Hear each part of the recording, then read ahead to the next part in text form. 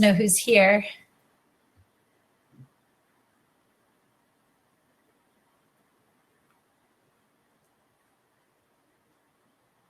Yeah, why don't we start, and then as people trickle in, they'll come in. Okay. And so we can certainly get started without introduction. That will take a minute or two as our participants, lunch buddies, are still continuing to log on. But I am Zelphine Smith-Dixon. I serve as the State Director for the Division for Special Education Services and Supports here in the great state of Georgia, and I work collaboratively with Brian, and Brian has created this wonderful new partnership with my partner now, Maya, and I'm going to let her introduce herself. Thank you. It's so good to be here with you. I'm Maya Isreal. I'm an associate professor of educational technology at the University of Florida. And I started off my career actually as a para-educator, and then I was a special ed teacher for many years, and then I went and got my doctorate in special ed. And my work really is at this intersection of universal design, supporting kids with disabilities, and computer science education.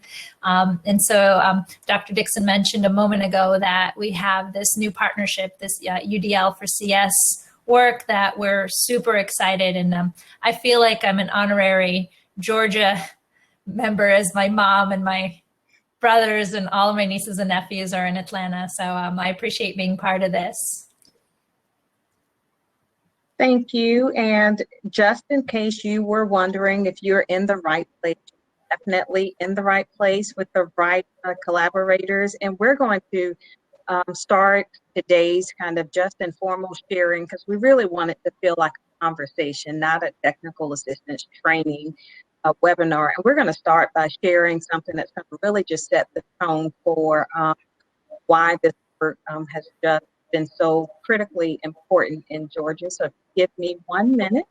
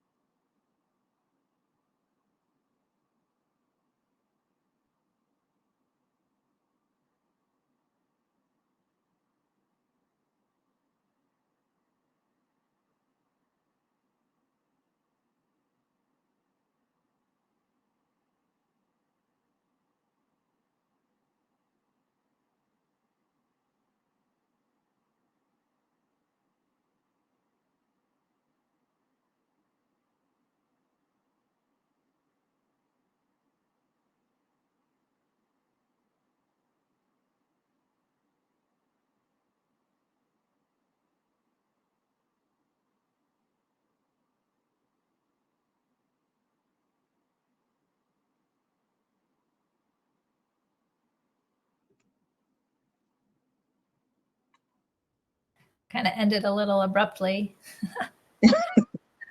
Sorry, that was me navigating the technology, but the Fizzle video is such a great starting place, because it really does set that tone for why this is so important in Georgia. And I really love kind of the focus of this time that we're sharing this afternoon, that the universal design all really does mean all.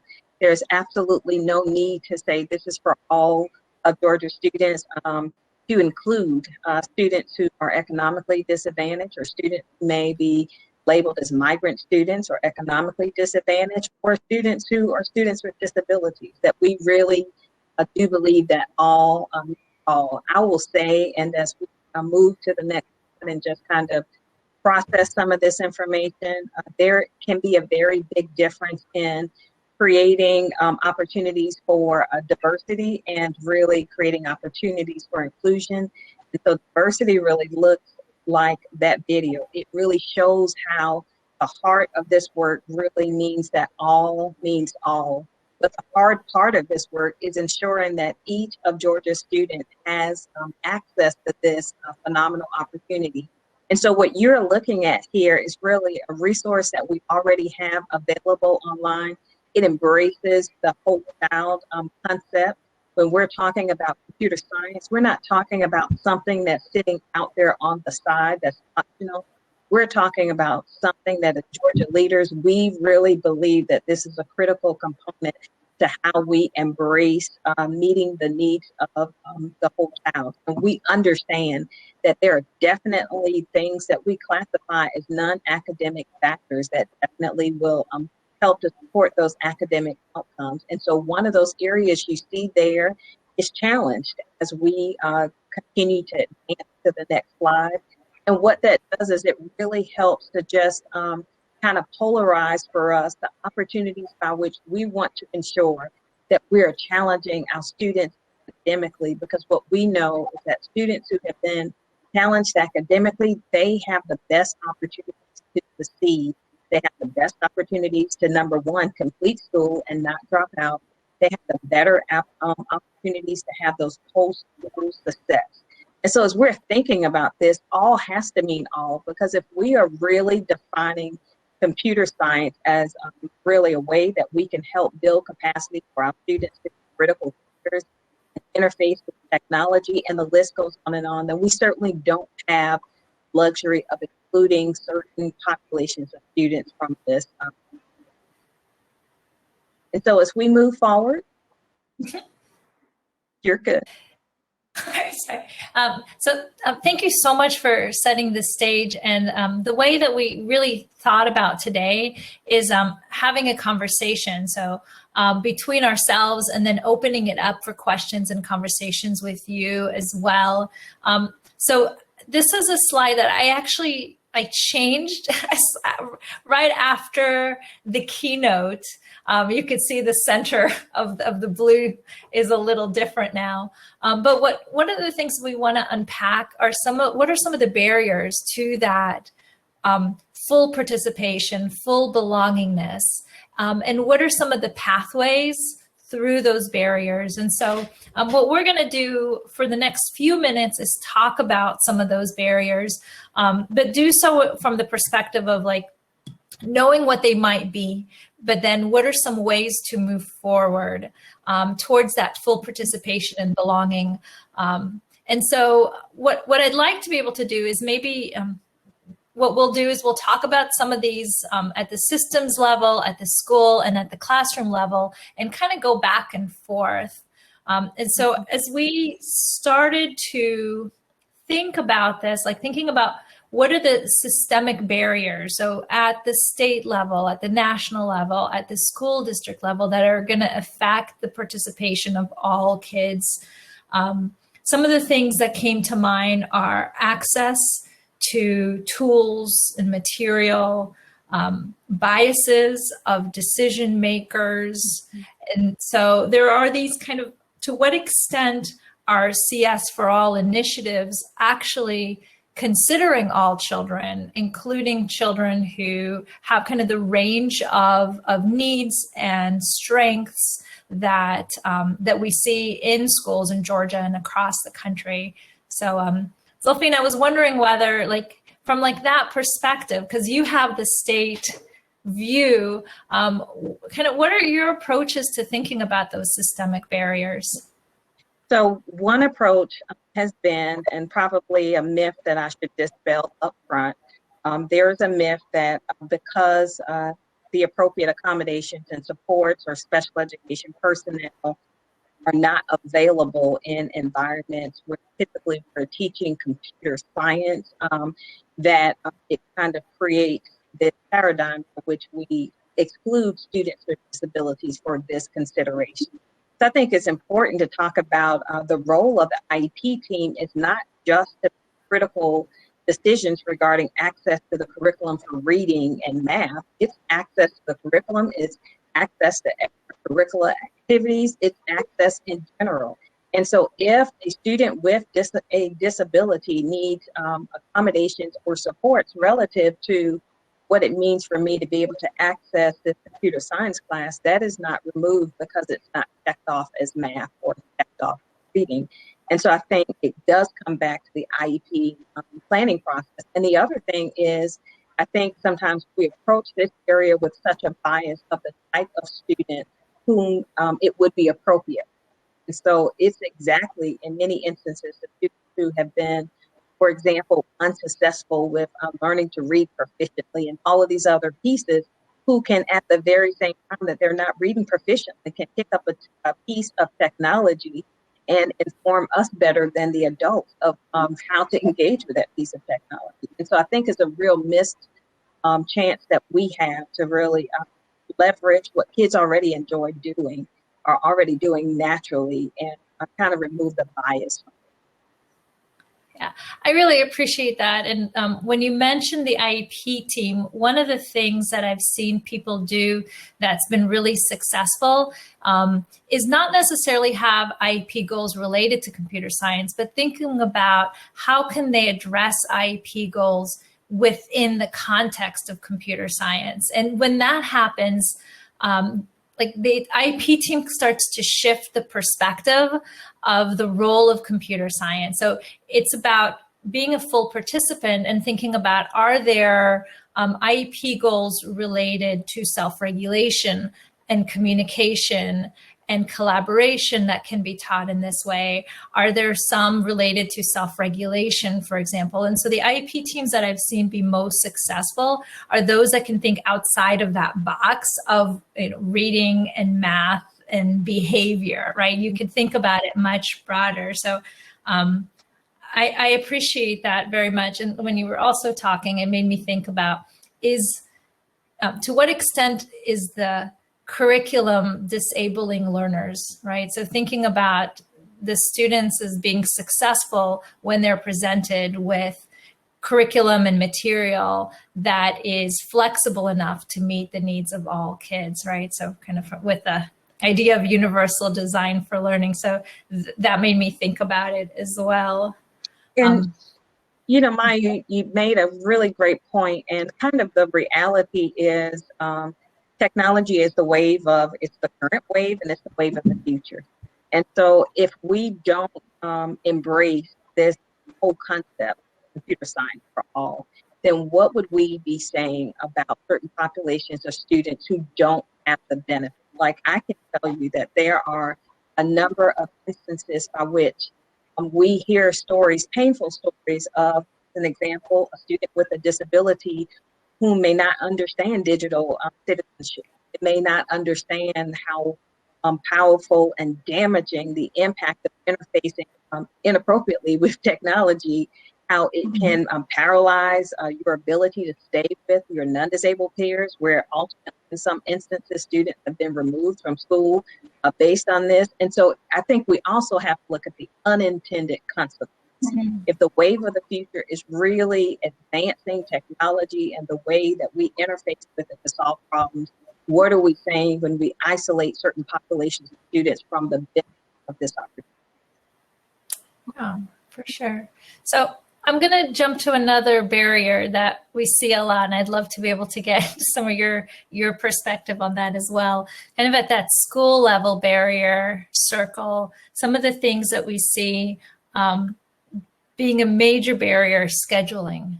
And so when our students who receive individualized instruction are receiving that instruction, sometimes it's easy for folks who are OT, PT, speech, reading intervention to pick computer science as the time for that intervention. And so I'm curious what your thoughts, and I mean, you've got a lot of leaders in this room, right, who have a lot of effects over scheduling. What are some strategies potentially that they could think about? Right. So I think, and I'm sure the people who are in this room, Lunch and Learn with us today, have some great responses, but I will tell you, especially when you're considering how to pull this together for elementary students. I have a couple myself in my home. They don't compartmentalize life and learning the way we do. They don't turn on a time for math and turn on a time for reading. And so what we know comes back to teachers who do this and do this well. There are strategies and ways to integrate learning that it doesn't have to feel like isolated opportunity that only happens 15 minutes during the day, and I'm sorry if you missed this time, you were gone to OP, you missed this opportunity. What we know is that teachers who do this well and in excellence, they pull this together throughout the day, just as we do throughout our lives. We don't turn on an opportunity to interface with technology and that's it. We use it on a daily basis to do life. Yeah, I love that. So I've got my list. I'm going to keep going if that's okay. Only because we've noticed this across school districts in the country in terms of some of these barriers, and finding the way to be flexible, like what you were mentioning, to really make inclusion happen is very possible if the administrators and the teachers are committed to it and are thinking a little bit more creatively beyond the way that they typically do things. So another thing that we see often is who has access to professional development and what does that professional development look like? So for example, there's a whole bunch of teachers who are in the teacher track today who are getting a very robust introduction or reintroduction to kind of the equity very broadly, but oftentimes professional development around computer science education isn't really thinking or discussing equity in this way, and especially in a way that considers students with disabilities. And so having PD that looks at all kids for regular education teachers, we don't see very often. And then we also don't see special education teachers getting professional development in computer science. And so I think one of the ways to think about a pathway is how do we make sure that the teachers are getting access to the kind of PD that will allow them to grow in terms of the way they meet the needs of all kids. I think that's a great ask, and I just have to be very transparent. Like really with the concern with equitable access for restricted to just computer science. But here's the reality for many teachers right now. For example, many of our school districts are still currently dealing with the reality of being in and although we love to kind of have that advance that we're looking at it in the view, we're not quite looking at it in the rear view just yet. And so now we're dealing with the reality that for some students, they may have not been in the school building for a year. And so now comes the pressure of, and the pandemic certainly create some of these equity gaps, but it has kind of perseverated some of the issues that we are up against. And so now you have teachers who are accessing students maybe only on the other side of the computer. And so they're also dealing with daily instruction. They're also dealing with the demand for loss of learning, recovery learning, those terms that are being thrown around nationally. And then they're also dealing with what's classified as opportunities to talent students. Don't lose sight of how we can talent students, but at the same rate and time, they're dealing with the demand of don't lose sight of what we must do to make sure at a minimum students accessing the curriculum. A lot of it, I think, is a larger conversation that expands even outside the realm of computer science. And so as we seek some of those solutions, we have to look at it from a broad level, understanding the complexity of all that we're asked to do and how can we do it in a manner. And I've heard Superintendent Wood say before, it's not about can you cover it, but is it a realistic expectations for students to really learn it during this particular period of time. And that can't just be in isolation math, isolated reading, and social studies, but all that we're asking students, can they really, can we cover it, but can they learn it? And then what does that mean for prioritizing how we get that done? Oh, yeah, that's such a powerful way of thinking about planning, right? I remember when I was still a classroom teacher, there was a lot of pressure to cover the content, but taking a step back to think about, what do we do to actually ensure that students are learning the most critical information, and thinking about the big picture is really important. I wanted to read what Shana wrote here. She said, for me, when I was in the classroom, I connected with teachers of students with disabilities and the lead teachers in the building who impact scheduling students. Thank you for sharing that. I think it really does take somebody to actually make those connections and do that advocacy work, because it's not enough to say we need to look at scheduling. It actually takes the boots on the ground of people sitting together and looking at that master schedule, which is really, really complicated. It's not an easy thing to figure out. So I appreciate that. And then Deshonda said, awareness is key. We don't know what we don't know. Yeah, I totally agree with that too. So I'm going to go down to the classroom level a little bit. I'd love for us to be able, even though this is it's for leaders. I mean, we're always curious. I mean, the classroom is where it's at, right? So that's what we're trying to really affect change. So some of the things we do, a lot of observing classrooms is part of my work, because we look at to what extent are students with disabilities accessing and learning and engaged and belonging. And some of the things we see are very well-meaning teachers over scaffolding and over supporting and kind of not assuming competence. So, Dr. Dixon, when you mentioned at first that you have students who typically might not be successful in some academic areas, so the assumption that they're not going to be successful in computer science is really problematic. It's a real barrier. So I thought maybe we could unpack that a little bit too, because I think we started with biases at the systems level, but that certainly is an issue at the classroom level too. And it results in either not providing the opportunities, or providing so much support that students aren't actually empowered to be independent learners. So I think probably the best way I could describe it, the power of really having a curriculum that's really built right from the beginning, universally designed for learning.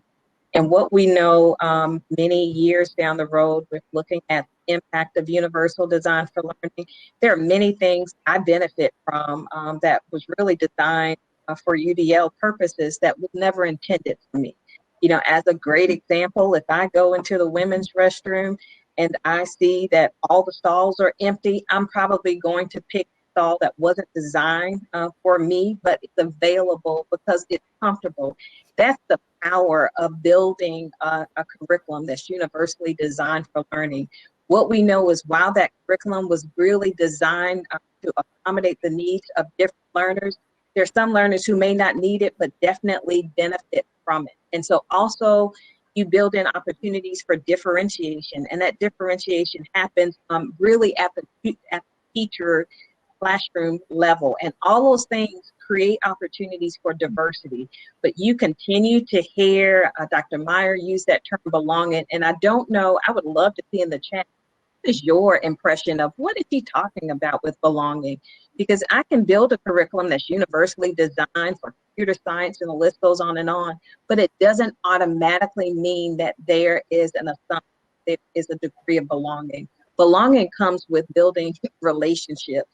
Belonging comes with a degree by which we have a school, but do I see myself in the schooling experience, or do they tolerate me within the school building? So I'd be interested in seeing what role does belonging play in computer science for all, and what does that really mean for you? So, well, wait for some of those. Yeah, that just really, the way that he described that, I have a whiteboard behind me and I just like wrote that. It's like in big letters behind me because it's an important kind of shift from, to what extent are people actually in the classrooms, to what extent do they feel like they belong and can be successful. Some of the classroom level things that we've seen, obviously universal design for learning is key. Some of the teachers that we work with, even if they understand what UDL is, they need some support in translating what this looks like in the context of computer science education. So I think that's one of the takeaways, both for UDL and differentiation and a lot of the evidence-based practices that we know are effective.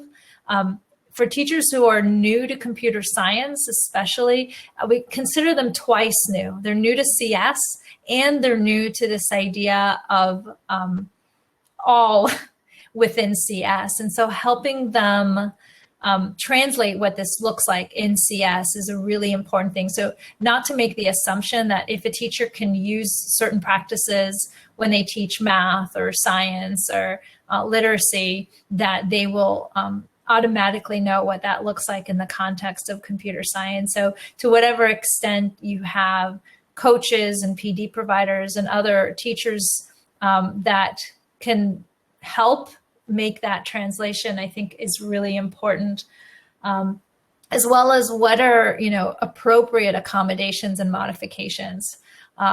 It's something that they at least initially need some support in. I'm going to read some questions if that's okay, and then we'll see if we can answer them. So Diane wrote, so much of this work is about intention and execution. Yeah, so Shayna, are there programs where current teachers are required to have continued training on teaching students with disabilities? The last class I had was in grad school many years ago and don't think it's readily offered to current teachers. Oh, that is a good question. So at Shayna, my new friend, of course we have kind of the entry level, I hate to say it, but that one exceptional students course that most people can raise their hand and say, I did that course. The requirements for continued professional learning for special education teachers will be left to the discretion. Obviously, there's the federal requirement that we ensure that our special education teachers are fully certified in that service area. The degree by which they're able to get that continued PD really aligns with local flexibility. I will say, because it goes back to a larger concern about the teacher, and it's not just a Georgia issue, it's a national issue. And the one thing we know is that when teachers start strong, they stay strong. And so we've really placed a great emphasis on induction and making sure that we give our teachers a strong start. I will say, understanding that about 60% of students with disabilities, I know at least in Georgia, sitting in general education environment, it shifts the conversation, because many years ago, your question would have been relative just to special education teachers. And now it has expanded to teachers of students with disabilities. And to make it even more complex, about 60% of Georgia's students with disabilities duly identified as economically disadvantaged. And so now you begin to layer on the pieces that these kids are not just one thing sitting over here. And so also comes the complexity when you're building curriculum, let's say, to challenge students. Do we build it from the beginning with a bias that this curriculum or this opportunity is only for certain types of students? And so we don't build in the UDL, we don't build in the accommodations, and we don't build in the differentiation, because our bias may be that this is for the Mayas of the world. The Mayas of the world won't need this because they are just going to be built in this particular manner. But if it's really built for all, regardless to who you thought might be the best opportunity to take it, you have to build it from the beginning to give our listeners. Yeah, I really appreciate that. The other thing I'll also say is that as a CS Ed community, we've really only been talking about students with disabilities as part of this greater conversation for a few years at scale. And so there aren't as many resources available. This particular project that Dr. Dixon mentioned a little bit ago, the purpose of this project is to develop PD and other materials that, like Shana, when you're working with teachers, that you can use. And so they're meant to be flexible enough so that people all over can take them and modify them and use them for their own, because we recognize that those resources just really aren't there. At the end, we'll share some resources that are developed already, but I would expect that over the next 12 months, hopefully less, there will be more and more resources available through that project. It's called UDL for CS, as all the 4 CSs are, but there's a lot of need for continued professional development. And especially thinking about the intersectionality that was just mentioned, because kids aren't just one thing, right? So if you're a rural student, it doesn't mean that you're not going to, you're complex, full human beings. So I'm going to go to the next question, if that's okay. So, and this is something, because I'm wearing my bifocals. And so Diane said, we absolutely see that teachers can hesitate to let students engage in productive struggle in CS, even teachers who know the value of rigor in, say, math. I think some of it comes from their own discomfort with CS, and sometimes from their sense that vulnerable students need academic wins. There's so much to unpack there, right? Like we want to, it's this like protective paternalistic thing that we do. I will start here. I think that we have made a lot of progress with the appropriate use of productive struggle as it relates to math. I will not say, it's interesting because I recall during a previous summit just like this for math, that was a very unsettling topic by which there people had different opinions. And so I won't necessarily say there's a common language and common understanding there. I think what Diane has brought to the forefront, which is powerful, is sometimes our inability to really make the process work, right? Because what you saw in that sizzle video was that the whole point of computer science, beyond whether or not I'm ever going to be a programmer or all the more technical aspect, is the processing part of it, how it helps that child to just become a better problem solver, how it helps that child become more efficient, because now I'm engaging with technology in a way that it reduces me and my manpower.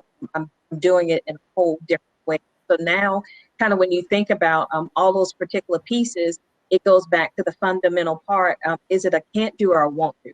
So am I less willing to allow students to go through a logical process by which productive struggle, the struggle is real, but productive struggle can be beneficial because it's less about their struggle and more about my struggle. And I think it's a great perception question that I don't have the definite answer to, but it's definitely something that goes back to the prior question about the role of building that equity training and excellence training in these areas for our teachers to make sure that they have the tools necessary to be able to address this topic. So let me add a little more to that. So yes to everything, +1. The other thing that it makes me think about is when we say the term productive struggle, it assumes that students can have the skills already to solve a problem. I think what sometimes happens in computer science is that there is this perception that if you tinker long enough, you're going to get the answer. And what we often see, and not just for students with disabilities, just kind of generally speaking about teaching and learning, when it comes to computer science, I look at it as these like 3 prongs. There's obviously the technical knowledge that students need to have. There are the metacognitive strategies. How do I think about my own thinking? And then there's the self-regulation. How do I deal with that frustration so that I can be productive? And so I really feel like these are opportunities for instruction. How do I model those metacognitive strategies? How do I teach explicitly what some of these computational concepts are in a way that all students can access that knowledge? And how do I teach those self-regulation strategies? And so I really feel like the whole conversation around productive struggle and productive persistence needs to go hand in hand with the instruction to really help kids be successful in doing so. A lot of times, I mean, there's a lot of literature in other areas, so in reading and in mathematics, that teaching these strategies along with the technical skills can support children in being successful. And I think what sometimes happens is that students will struggle and a teacher will attribute that struggle to the disability rather than to the lack of effective instruction. And so thinking about all three of those pieces of that triangle, we really like triangles. But all three of those, and how do we then sequence instruction to help kids experience more complex problems so that they can, their productive persistence can increase as the sophistication of their projects increase. And Maya, you get a +1 for me, and you really, it makes me think about, even if this conversation weren't about computer science, and I was just talking about, and I have in my mind, a student with a disability, helping that student to really think about his own thinking is a part of the nature of what we work with for the disability. Helping that student to regulate, self-regulate, is a part of the disability that we work with the student. And so it's a great point to say sometimes what's necessary is not a separate IEP goal that says, when you go into computer science, sometimes the goals and the strategies and the accommodations that we're already working on with that particular student carries over. Because if I can't self-regulate in other areas of curriculum and life, I'm less prone to be able to self-regulate when I'm learning computer science, and that's a natural part of how we do it. If I'm not very aware of really thinking about my own thinking and how to get it better, I'm less likely to just apply that strategy. And so we have to remember, special education is not permission to think or assume less about kids. It really tells us that this is an opportunity that the child needs barriers removed to access the curriculum like everyone else. So Maya is wearing her glasses, I'm wearing contacts. You can't think less of us because we need that intervention in place, but that is something that's alleviating a barrier that I would have if I didn't have these contacts on right now. So it's not a permission slip to think less or expect less. It is a requirement to ensure that we bring the supports necessary to alleviate those barriers. And if that barrier for me with learning applying what I've learned in the area of computer science comes back to regulation, then it could be generalized to the child with it. So, all right, so I'm going to read Rondalyn, I hope I'm pronouncing your name correctly, who wrote, "This goes back to being intentional in our planning. We have to teach the skills and strategies, academics and behavior supports, and mapping on the language to help students critically think. We have to integrate when planning and teaching." Excellent. Trying to remember what we have next on our slides. I think it's just the conversation. Okay, so we just kind of had a few of these slides here. I don't think we need to. I think what I'm going to do, is just stop sharing and have just a conversation. And let's see here. How do I stop sharing? I'm so good at this. No. We would just love to have, for the next few minutes, open it up for comments and questions, and then we'll spend a few minutes at the very end just showing you some resources that we've created for you, or we haven't created all of them, that we listed for you, and then we can share the slides. Let's give it a minute.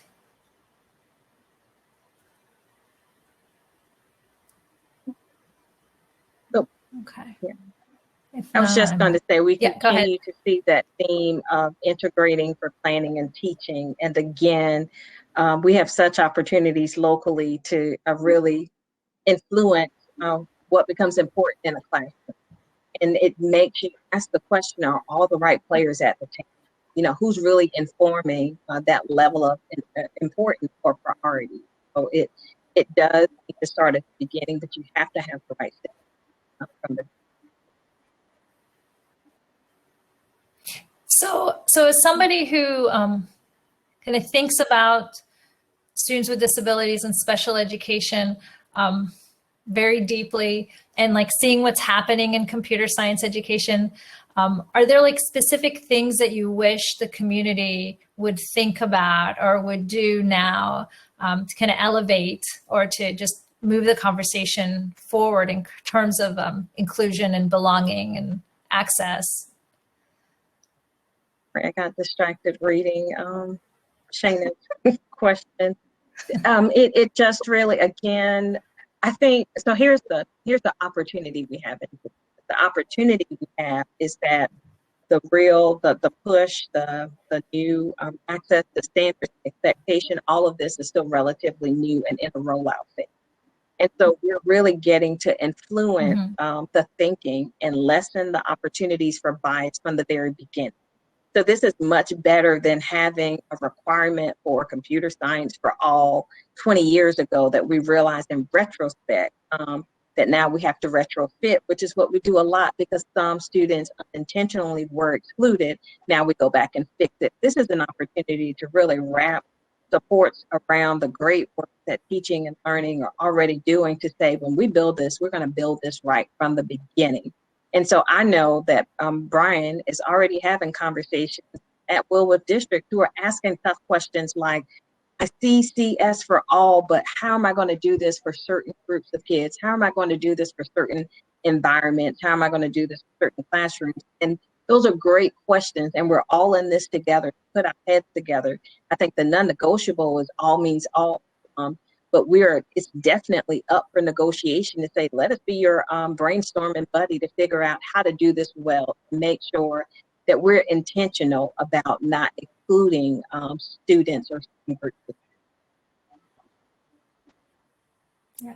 And I think it also shows that if there are places that are being creative in doing so, how do we raise their visibility so that we can all learn together? I think that's really important as well. I don't want to name the district because I'll get it wrong, but there are examples and exemplars. I know on our Georgia Department of Education Computer Science website, as well as that toolkit link. And I know that Brian described an instance by which he was visiting a local school. And they were actually, kids in one part of the building were actually creating accessible materials so that another student with a disability who was benefiting from a computer science class could really have that level of access. So that was, there are great examples that are already out there that we're trying to shine, show there are ways that we can do this. So we can really shine a flashlight on those and really make sure. I think that's a really good point as something that we could take away from this in terms of making those connections. I'm going to share my screen again, just because share screen. I want to just share a few things that are here. Share screen. I can't tell if I'm frozen. There we go. Screen 2. Okay, there it is. So these are a few things that I think would be helpful to the folks here. So the Access Computing Center at the University of Washington has been around for a long time. They have really focused on a very broad interpretation of access. They started really thinking about students who are blind, have visual impairments, or deaf and hard of hearing, and have now really expanded beyond that. So it's a really great place to look. We created a UDL table that we call it UDL plus CS Remix. It's constantly being revised and changed, but if you want to see example, like CS specific examples of the 3 UDL principles and what they might look like, that could be helpful. So the CTRL, it's our lab. So it has some teaching briefs, things like how do we, what is the role of the paraeducators, and how do we think about collaboration and co-planning. I know Diane is on here. I put the CS Coaching Toolkit that she and her colleagues at Cornell Tech have created. They have these coaching cards and these different lenses. And so they have a UDL lens and equity lenses, and thinking about the role of coaches and people who are working with teachers. It's an amazing resource. And then the University of Chicago Outlier Center has a really nice paper they wrote about students with learning differences. I think computer science principles. And then I wanted to just highlight two programming tools and curricula that were specifically designed for students who are blind or have low vision, because oftentimes that's a population of learners that it's very difficult to think about, but they're incredibly successful blind computer scientists out there. So it's important to keep that in mind. So the Quorum programming language is one that was born accessible. And then Bootstrap is one that is kind of middle school and high school. They have some integration of computer science and math. And both of these are great examples of accessible curricula. Let's see, Diane, thank you for putting the link to the toolkit in there. So there are resources, and those resources are going to grow. I don't know if you had some others you wanted to you have the toolkit at the beginning too that they could access as well. No, the toolkit would have resources, would be specific to. Perfect. And so I thought, kind of like at the last minute, I have this slide that I thought could be kind of good food for thought. I created the diagram, but the framework isn't mine. But thinking about, especially for this audience of school leaders, these different areas where we could really impact inclusion, participation, belongingness. So kind of at the organizational level, what are you doing? Like some of these issues that we talked about co-teaching and having time to plan together. And like the academic, which is really about, is curriculum accessible? Is there assistive technology? Are there instructional supports? At the assessment and planning level, when we're designing or assessing learners, can we think about ways of assessing that also leverages students' strengths, not just highlights their deficits? And the social dimension is where kind of the word of the day, belongingness, I think fits in a lot. But it's also, are students proportionally represented, right? So even if you look at your data and you see that there are some gaps in terms of participation, it's really important to be aware of that as well. So I think that's the last slide that we have here. Fine. And I think we are at time, and I don't see any additional questions outside of thank you for sharing all of it. And again, we're so grateful that you all decided to spend your lunchtime with us. And please feel free to reach out to us as we move forward with this work. And if you have really great strategies or examples or things you want highlighted, we'd love to hear about it. Thank you. There's Brian Cox. Take care, everyone. There's Brian. Bye-bye. All right. Take care, everybody. All right. Thank you so much for doing this with me. Great. I'm so excited. We'll be in touch. Bye-bye. Absolutely. Take care. Bye.